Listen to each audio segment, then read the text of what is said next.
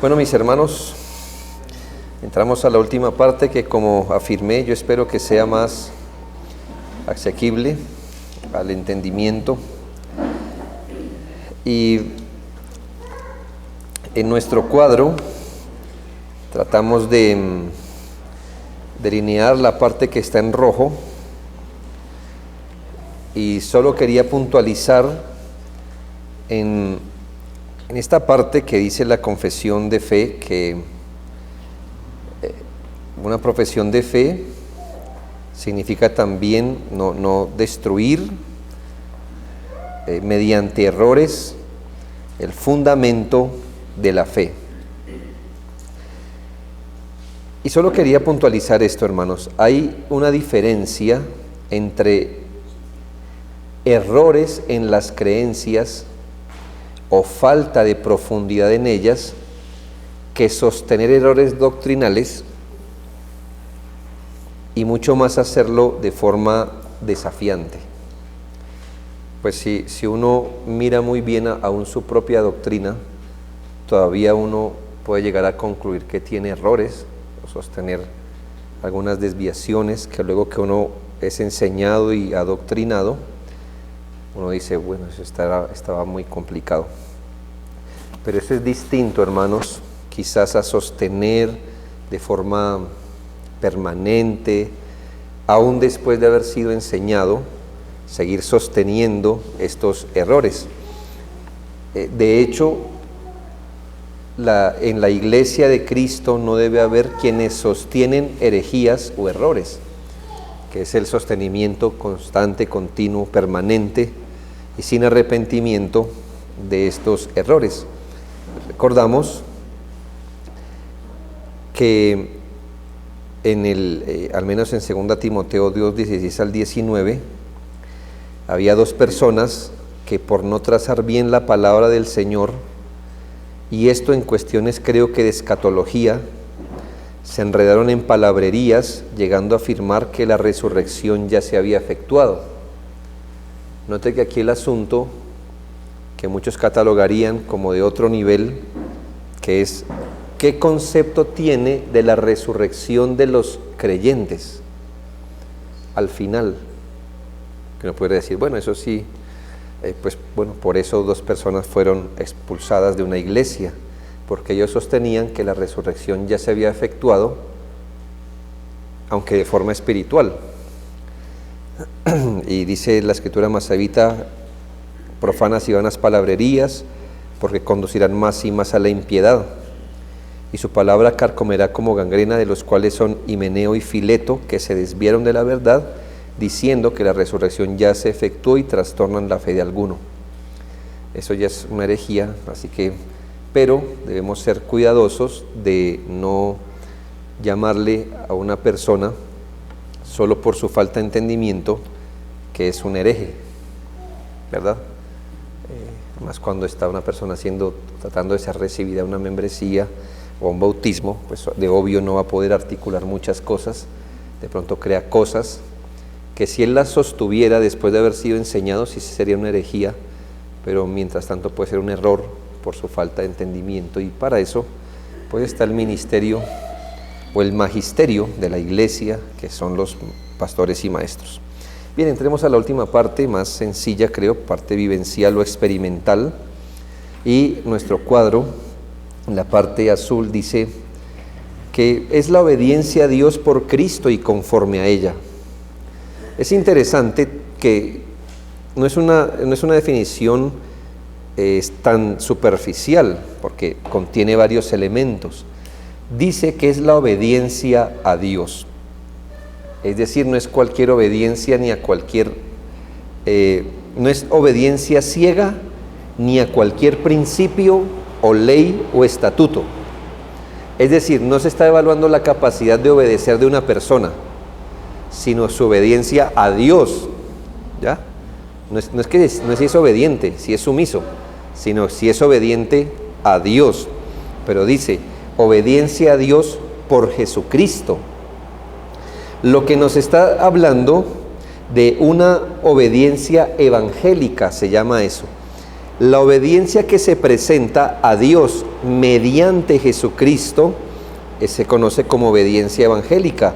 Filipenses 1:11, llenos de frutos de justicia que son por medio de Jesucristo para gloria y alabanza de Dios. Es decir, la obediencia que una persona presenta debe no ser un apego de conducta moral aparte del Hijo de Dios, ¿sí? Y por eso es que es muy necesario siempre hablar con las personas de muchas maneras, porque la persona puede llegar a obedecer un principio. Y a los pastores nos interesa no solamente que la persona obedezca, sino cuál es el fundamento del por qué está obedeciendo. Aun si la persona no entiende el fundamento, debería serle explicado para que empiece a obedecer. Lo que pasa es que una obediencia por fuera o aparte del Hijo de Dios, eso se llama moralismo, ¿sí? Esa conducta recta de abstenerse de tales cosas o de hacer tales cosas solo en virtud de lo que es moralmente bueno, correcto, sin ninguna consideración del Hijo de Dios, eso no es una obediencia cristiana o evangélica. Nosotros obedecemos tal y cual cosa porque eso viene conectado a nuestra fe en el Hijo de Dios, o si no, pues estaríamos predicando un moralismo. No solamente que los hombres debemos esforzarnos por ser buenos, sino buenos fuera de Cristo y buenos sin ninguna conexión con Cristo. Pero nosotros queremos andar la vida que ahora vivo, la vivo en la fe del Hijo de Dios, dice la Escritura. Pero también se le llama obediencia evangélica para distinguirla de lo que es la obediencia legal. Es decir, hermanos, una obediencia legal es lo que exactamente pide la ley, que se obedezca. Y en ese sentido, nadie puede presentar a Dios una obediencia legal, porque la obediencia legal debe ser perfecta, es decir, la obediencia de acuerdo a la ley del Señor, tal y como ésta es dada. Debe ser perfecta en todos sus puntos, sin ninguna exención. Les recuerdo lo que dice la Biblia: si es para obedecer, entonces es en todo, ¿verdad? Ahora, voy a citar a Thomas Watson, que enseña que nosotros podemos hacer la voluntad de Dios, aunque no de forma legal, sí de forma evangélica. Y esto es, dice él, cuando obedecemos lamentando no poder hacer mejor la voluntad divina. Cuando nos arrepentimos, cuando fracasamos en no hacer la voluntad divina. Cuando tenemos el deseo de llevar a cabo la voluntad de Dios, cuando nos esforzamos tanto como podamos en hacer la voluntad de Dios, y también dice, cuando nos esforzamos por cumplir toda la ley de Dios. Y es interesante cómo ellos pensaban en la obediencia evangélica. Es la procura de hacer la voluntad de Dios, es el esfuerzo de hacerlo, es el apuntar a hacer la voluntad de Dios, pero el arrepentimiento cada vez que fracasamos en hacer la voluntad de Dios. Cuando hablamos de la parte vivencial, entonces nos toca tener ojos evangélicos más que legales, porque entonces note, la persona que va a ser recibida la membresía presenta una obediencia a Dios por Cristo, obediencia a Dios por Cristo y no una obediencia legal, porque entonces, hermanos, ¿quién puede acercarse a la membresía de una iglesia si lo vamos a calificar? A veces, hermanos, vuelvo y le digo, esto es pastoral, no tome el ejemplo por fuera de esto, pero a veces nos preocupa que la gente peque, pero a veces nos preocupa un poco más qué lo llevó al pecado y segundo, qué hace cuando peca. Eso a veces me daría un poquito de más luz de con quién estoy tratando. ¿Ya? Pecar, hermano, peca el creyente y el no creyente. ¿Por qué peca cada uno? Eso sí me gustaría entenderlo. Porque, hermanos, aunque ningún creyente puede decir que peca obligado, hay ciertas consideraciones por las que un creyente peca, que no es igual a que como un no creyente peca. Y sobre todo, ¿qué pasa cuando peca? ¿Qué ocurre? Eso sería bueno entenderlo. Es decir, hermanos, nosotros pecamos, claro, con la venia de nuestra voluntad, pero en contra de nuestros principios. El no creyente peca honrando sus principios, ¿sí? Es decir, el creyente peca, hermanos, y aunque lo haga voluntariamente, porque pues nadie nos pone un revólver en la cabeza para pecar, que el creyente peca voluntariamente, lo hace diciendo: el querer el bien está en mí, pero no el hacerlo. Y alguna cosa veo que procurando hacer el bien no lo hago. Pero mire, el querer el bien está en mí. En cambio el otro peca, y aunque se abstenga, su deseo es pecar, y haya deleite en el pecado. Y es distinto qué pasa cuando peca. Eso nos gustaría saber. Muchas personas solo sienten una reprensión moral, muchas personas se sienten mal, acusadas, pero a veces nos gustaría preguntar qué es lo que le molesta del pecado, que lo descubrieron, que no lo puede hacer, o se está generando un afecto de vergüenza para con Dios. Ese tipo de cosas nos dicen más de con quién estamos tratando, no si peca o no. ¿Me hago entender? Porque todos vamos a pecar. Entiéndalo en este contexto, ¿no? Porque yo tampoco podemos llevar esto a un extremo de decir, bueno, el hermano se emborracha y se pega unas lloradas después, cosas así. Ya usted sabe. Sí, entiéndeme en el aspecto pastoral, ¿no? Que a veces es difícil porque uno dice, esta persona todavía tropieza en sus pecados, pero sí, puede que A y B tropiecen en el mismo pecado de la misma forma, pero puede ser que A sea creyente y B no, por las consideraciones que les estoy diciendo. Creo que un creyente debe hacer todo lo que puede para ser obediente, confiando en la obra de Cristo. Puede que otro sea más obediente en su propio recurso, y eso no serviría. Bueno, hablamos de obediencia a Dios por Cristo, conforme a la fe del Evangelio. Y esto es importante, hermanos, porque ¿cómo es una obediencia conforme a la fe del Evangelio? Pues una obediencia bíblica. Es lo que insiste la confesión de fe, para que nosotros, cuando obedezcamos, no caigamos en religiosidad ni en legalismo, al decirnos que toda obediencia debe ser de acuerdo a la Escritura. Nosotros no creemos en las obras supererogatorias de los católicos, que afirman que uno puede llegar a hacer mejores obras de las que plantea la Escritura, o distintas. Es decir, no puede ser obediente con lo que dice la Biblia, pero uno puede inventarse más cositas para ser obediente y hasta superar los asuntos de la Escritura. Hermanos, la obediencia a Dios, primero, es por Cristo, y segundo, de acuerdo a la fe del Evangelio, es decir, bíblica. Por eso en la confesión, en el 16, 1 y 2, que habla de las buenas obras, escuche, las buenas obras son solamente aquellas que Dios ha ordenado en su palabra, y no las que sin la autoridad de esta han inventado los hombres por un fervor ciego, o con pretexto de que tienen buenas intenciones. Y una persona puede ser muy obediente a su propia regla, y una persona puede tener dificultad para obedecer a Cristo, pues uno da fe que es creyente y el otro no. ¿Qué tipo de obediencia es ser fiel a su propio estándar? Yo prefiero la dificultad del que obedece a Cristo y no la excelencia del que se obedece a sus propias reglas. Y dice también, estas buenas obras hechas en obediencia a los mandamientos de Dios son fruto y evidencia de una fe verdadera.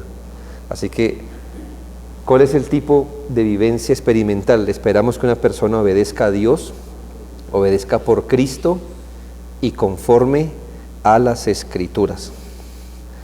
Bien, ya la palabra de Dios abundantemente nos enseña que la obediencia es un fruto de la fe, por supuesto. Primera de Juan 2, 5 y 6, pero el que guarda su palabra, en este verdaderamente el amor de Dios se ha perfeccionado, por eso sabemos que estamos en Él. El que dice que permanece en Él debe andar como Él anduvo. Esa es la procura, ¿verdad? Primera de Juan 3, 9, todo aquel que es nacido de Dios no practica el pecado, y aquí está el punto. Yo sé que Juan dice en un texto anterior, el que es nacido de Dios no peca, pero entiéndelo en su contexto, después lo aclara, no practica.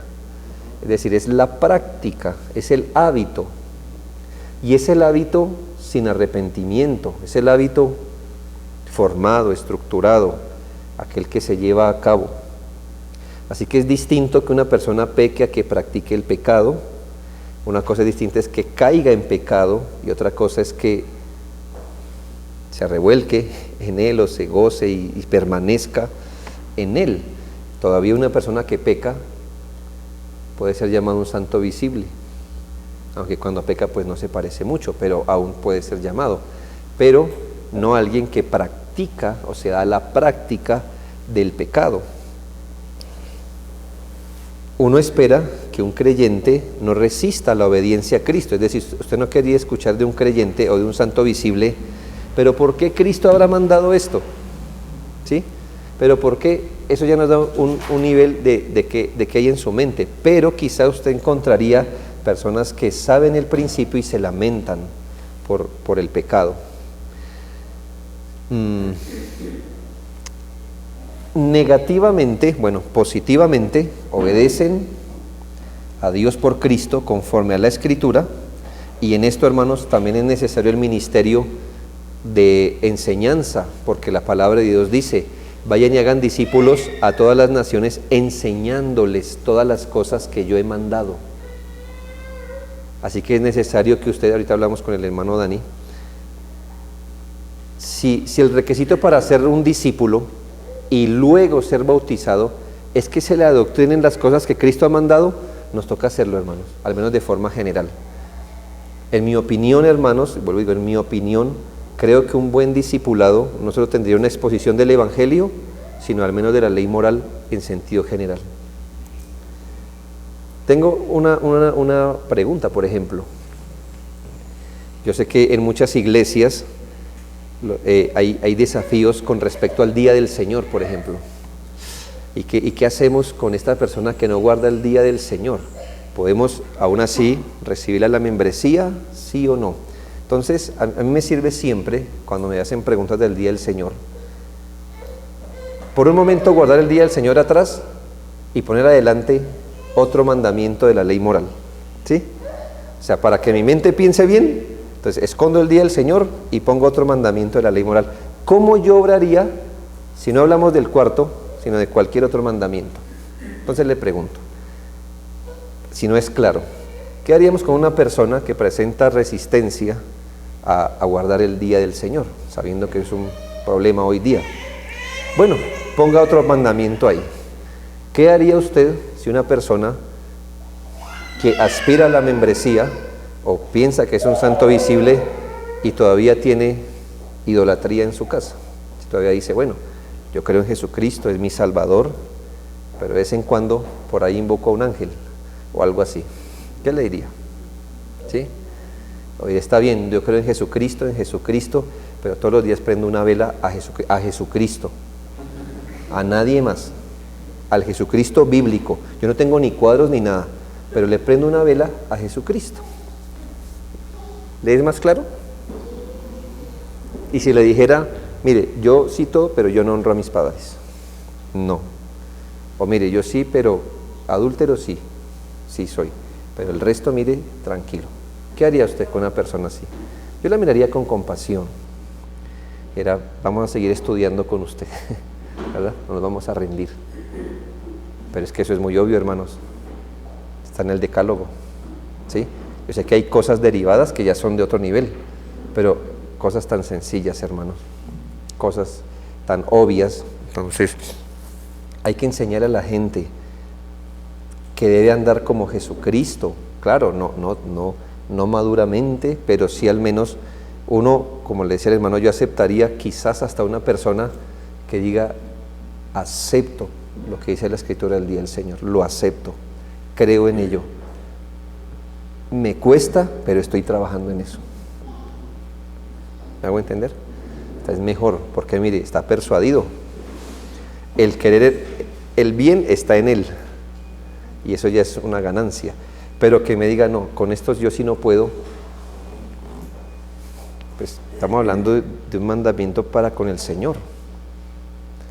¿Me hago entender? Esa sería. Entonces hay que enseñar a la gente en esa parte de la obediencia al Señor, aunque todos seamos proclives al crecimiento. Y por último, no, en lo negativo, no contradicen su profesión de fe practicando la impiedad. En la práctica de lo impío, que no destruye su profesión de fe mediante, dice originalmente, una conversación impía. Cuando usted lee a los puritanos, o aún al mismo Spurgeon o J.C. Ryle, la palabra conversación no es hablar, como en nuestro idioma. Conversar es charlar o hablar. Conversación para la mente de un puritano es la piadosa manera de vivir. Cuando los que están leyendo la teología de la familia, tengan en cuenta eso. La santa conversación no es la santa, cuando nos ponemos, eso está incluido, pero es la piadosa manera en que uno vive. Es la expresión de la vida piadosa, la manifestación práctica en todo lo que es mi vida. Ese es uno de mis conflictos con la traducción que nos dio nuestra confesión de fe, o conductas impías. Me parece que cuando dijeron conducta impía, hicieron recaer el énfasis en lo externo, pero conversación implica más. Conversación significa una piadosa manera de vivir, y usted no puede vivir piadosamente a menos que su corazón esté persuadido por el Señor. Entonces se me hace que lo uno se quedó como en lo externo. La palabra conversación me gusta más en el sentido que incluye quizás una persuasión más espiritual. Pastoralmente, a veces nos parece mejor el motivo que la obra. Hablando del reconocimiento o del ejercicio de reconocer a los santos visibles. Así, no solo nos fijamos en lo que es externo, en el cumplimiento, sino en lo que está detrás de una conversación piadosa o santa manera de vivir. Entonces, eso es otro buen asunto.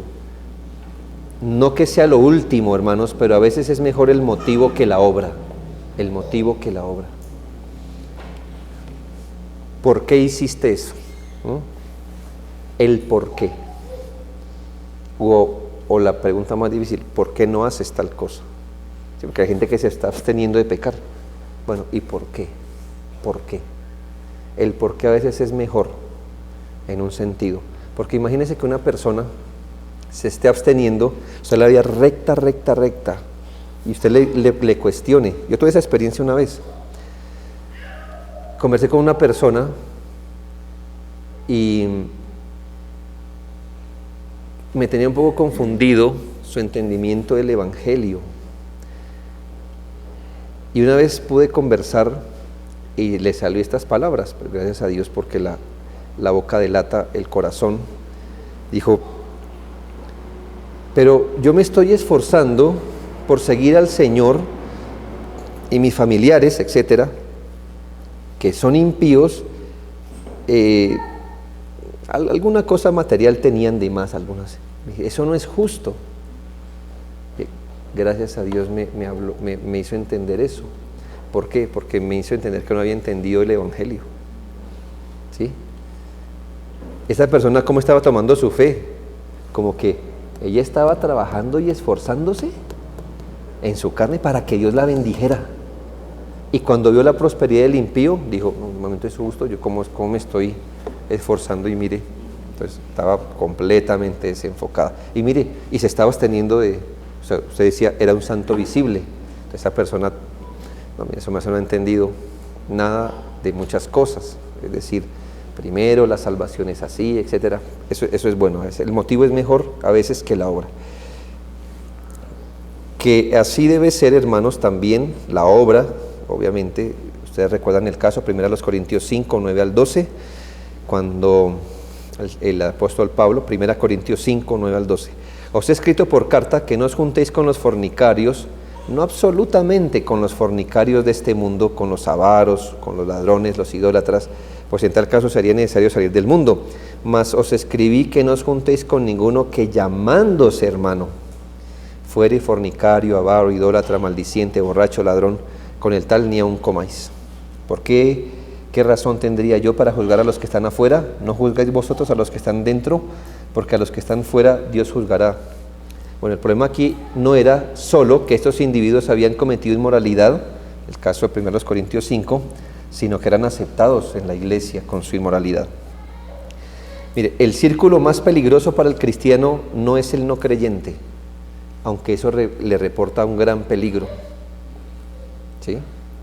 Cuidado. Pero si usted los compara, el círculo más peligroso para el cristiano no es el no creyente, tan peligroso como pueda ser, sino los falsos creyentes. O sea, los no creyentes es un gran peligro. Y uno debería advertir a la iglesia, cuidado con intimar con un no creyente, pero el más peligroso es un falso creyente. Le voy a decir por qué. Ellos ganan nuestros oídos, nuestra confianza, y pueden dañarnos más que un incrédulo, porque cuando uno los trata, las defensas están bajas. El principio es iluminador, porque la orden era sacarlos de la comunión y no considerarlos parte de la iglesia. ¿Qué los sacó de la iglesia? Que doctrinalmente se confesaban, ¿cierto? Pero vivencialmente no. Así que alguno que confesándose sea tal cosa. Y entonces aquí note que son las dos.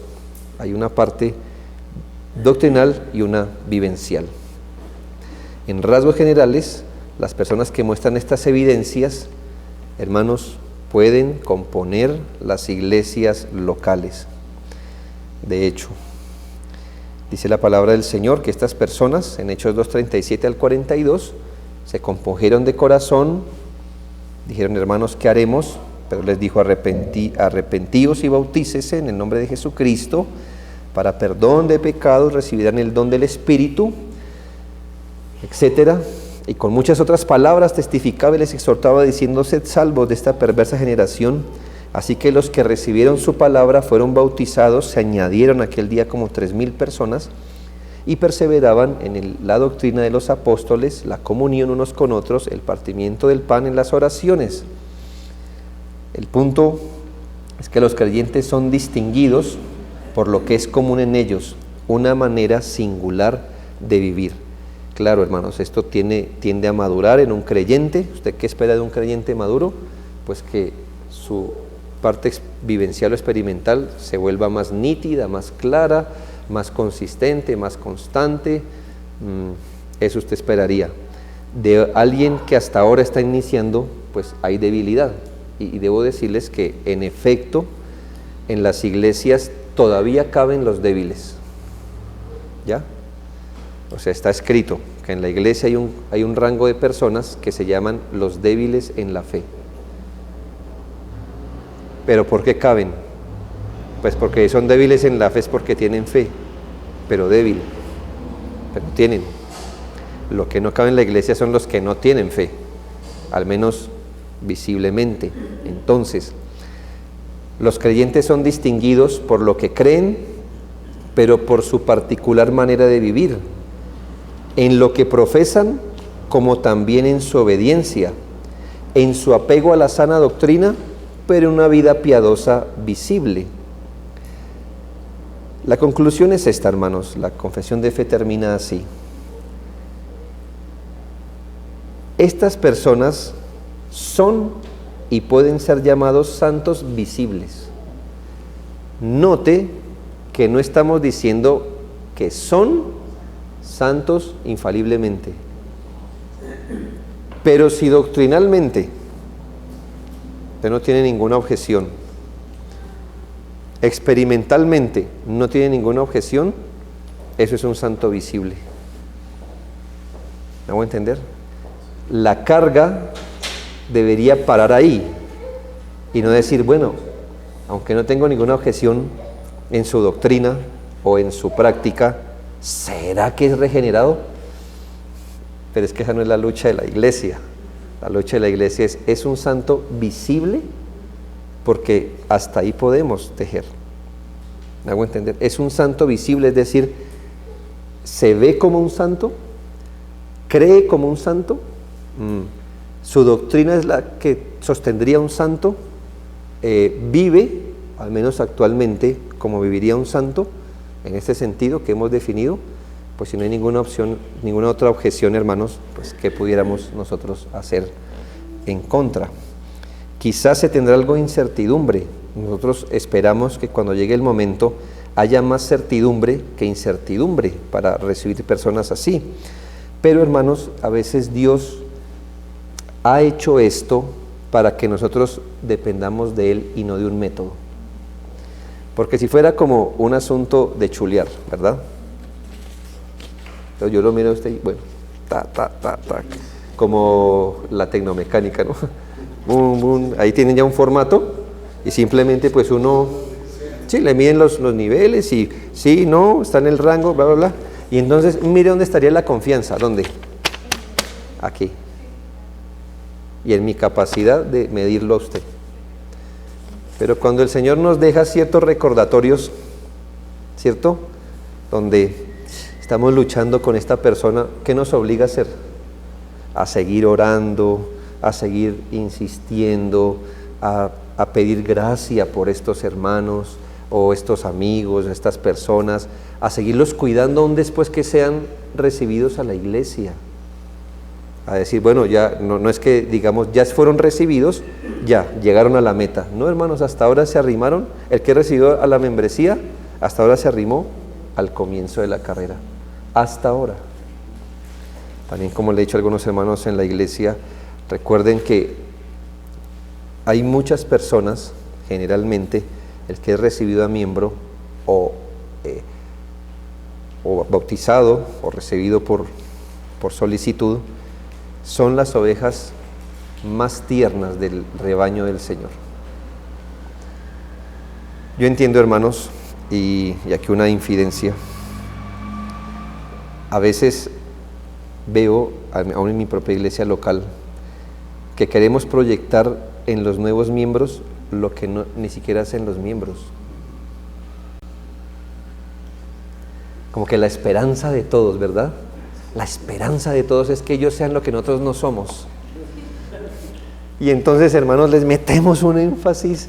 Hermano, la intención es muy buena, pero hermanos, la verdad es que si usted ha visto un rebaño de ovejas, ¿cómo camina la oveja recién parida? Hermano, no camina. Hasta ahora se está haciendo sobre sus pies el intento de pararse. Y hermanos, yo entiendo, hermanos, y damos gracias a Dios por los desafíos, pero una vez recuerdo, hace mucho tiempo, recién llegado a la iglesia, había una disputa entre algunas hermanas de la iglesia por los jóvenes de la iglesia, porque se portaban como jóvenes. Yo le dije, entiendo, no pecaminosamente, pero hermano, pues un joven con su inexperiencia y los hermanos, es un deseo muy bueno, querían verlos en todos los cultos, resistiendo las jornadas del Día del Señor, todo eso. Yo le dije, hermana, mire, el deseo está muy bien, pero tratemos de no proyectar sobre ellos lo que ni siquiera los miembros hacemos, hermano. De hecho, son ellos los que deberían mirarnos a nosotros y nosotros ponerles encima, como que en esta sí nos vamos a jugar el futuro de la iglesia. Oye, hermanos, hay que ser sensible, porque hermanos, después de tanto tiempo, hermano, dígame orar, dígame, hermano, todavía a veces descuidamos y tenemos que volver, y entonces le preguntamos a un recién a un candidato, ¿y está orando todos los días? Mire esa pregunta.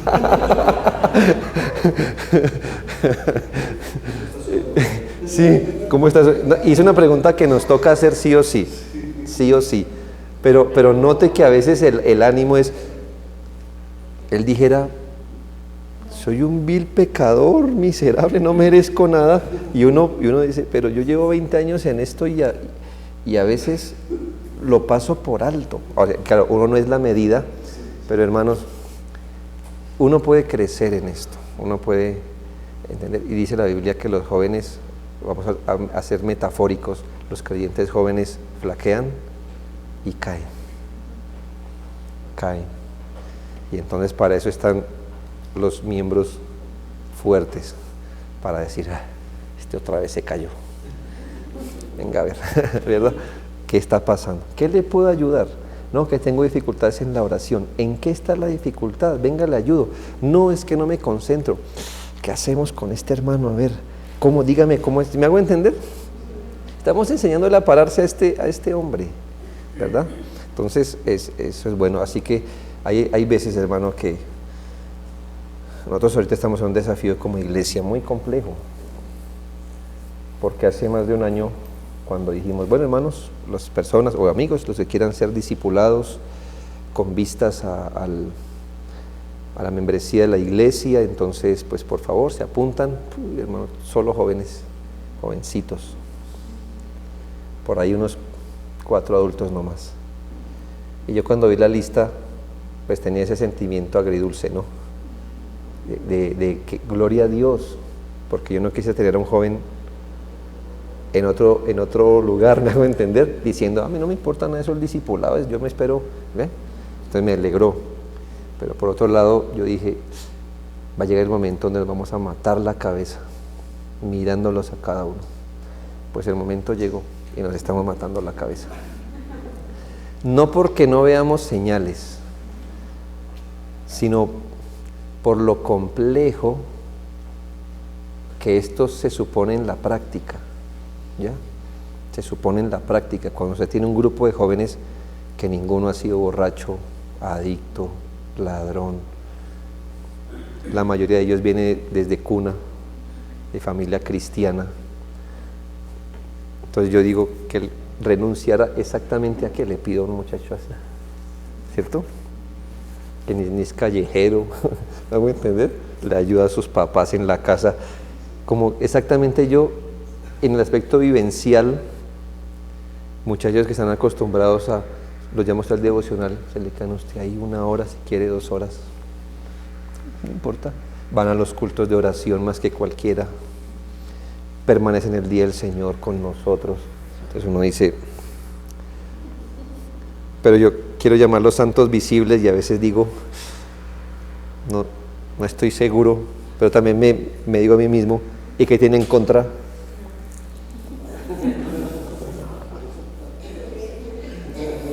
Estoy seguro que este muchacho ha ido a culto más veces que un miembro de mi iglesia, es la verdad.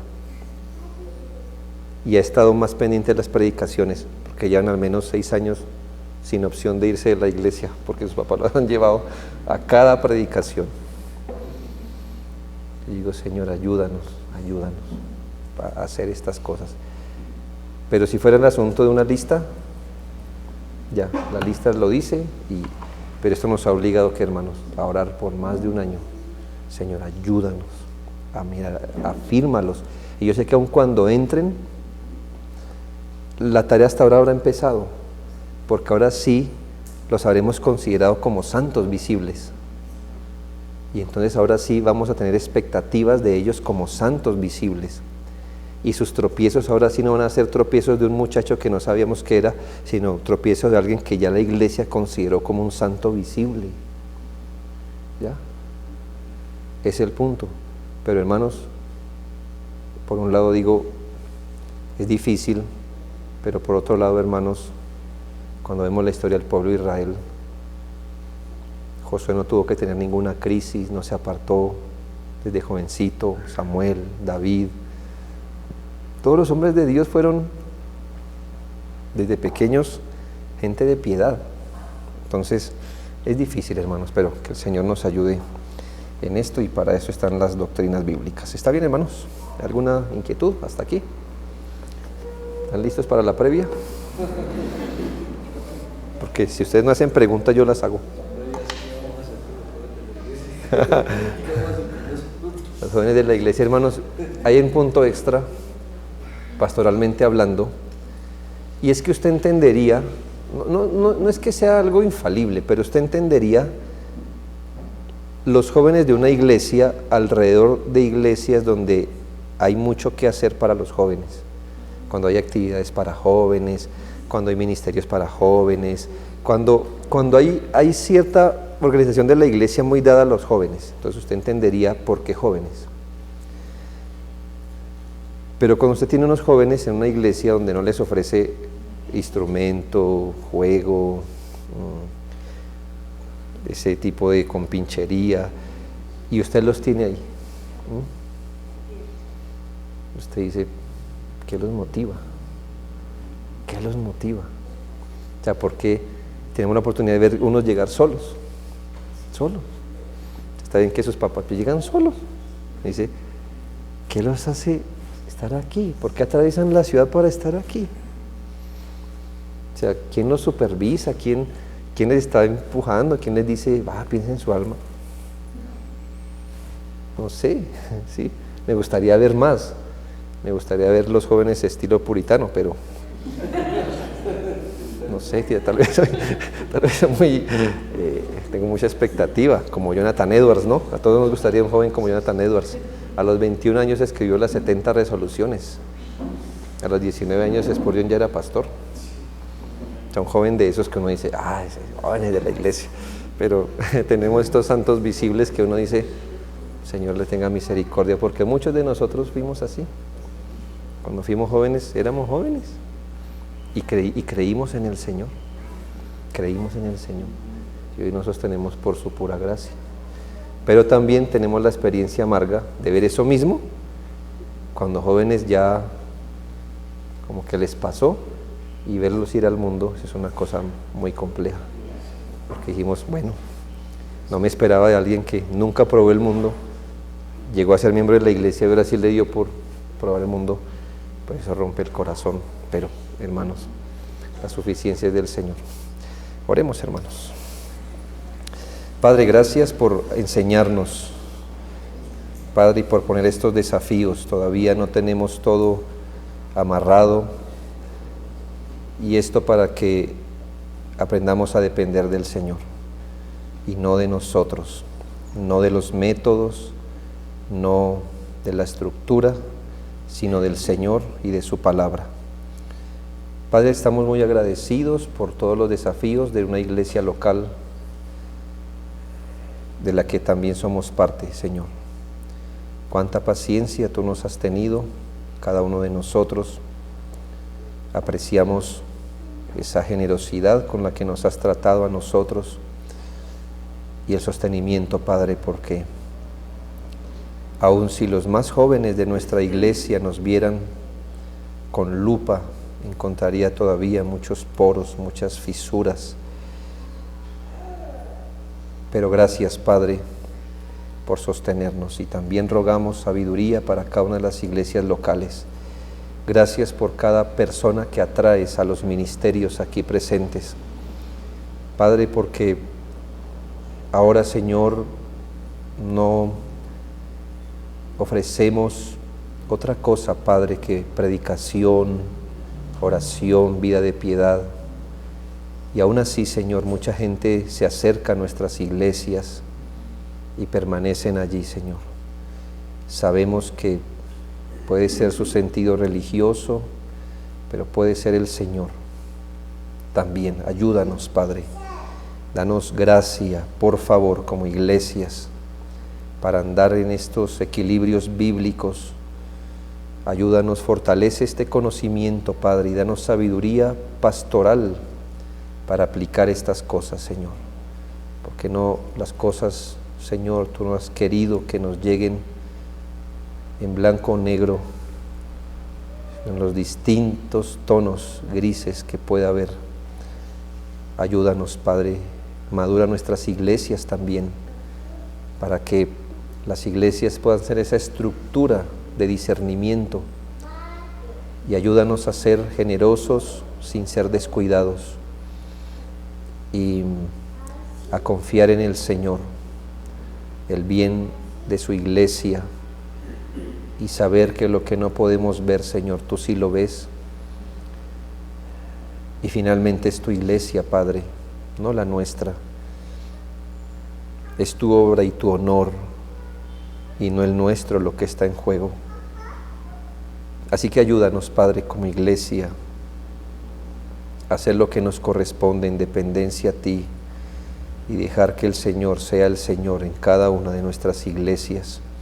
Bendícenos, Padre, y ayúdanos. Gracias por los hermanos, por esta iglesia local, por todo lo que el Señor hace venir sobre este tiempo de refrigerio sobre nuestros hermanos pastores aquí presentes y líderes. Quiera el Señor usar cada procura para avanzar el reino y multiplicarla y hacerla eficaz en cada una de nuestras iglesias locales. Te lo rogamos, Padre. Oramos en Cristo nuestro Señor. Amén.